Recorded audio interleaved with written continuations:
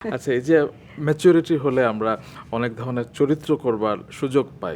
যেমন আমরা আপনার সমসাময়িক দীপা খন্দকার এখন হ্যাঁ, জাতীয় ফুফু হয়ে গেছেন হ্যাঁ, এবং এটা আমাদের এই গল্প ধারাবাহিকের হ্যাঁ। মাধ্যমে।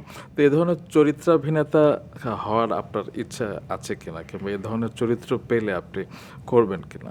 যখন কোনো চরিত্রে অভিনয় করব আমি দেখব যে ওই কাজটাতে আমার চরিত্রের ওই গল্পটিতে আমার চরিত্রের গুরুত্ব কতটুকু।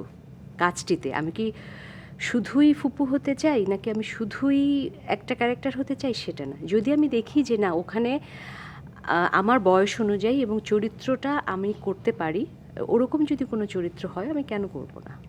আমাকে তো নিশ্চয়ই একটা এখন ইউনিভার্সিটিতে পড়া মেয়ে যাচ্ছি, ভর্তি হয়েছি, এটা তো আর আমাকে যাবে না। ঠিক আছে? সো আমাকে আমার সব কিছু বিবেচনায় রেখে যদি আমি দেখি যে না আমার চরিত্রের প্রয়োজনীয়তাটা গুরুত্বটা অতটুকু পরিমাণ আছে ওই কাজে, একজন ৮০ বছর বয়স্কে নিয়েও তো গল্প হয়। অবশ্যই। হ্যাঁ, তো সেটা আমি বলছি যে যদি ওরকম আমার চরিত্রের গুরুত্ব থাকে কাজে, শুধুমাত্র এমনি না, অবশ্যই কেন করব না। বাহ!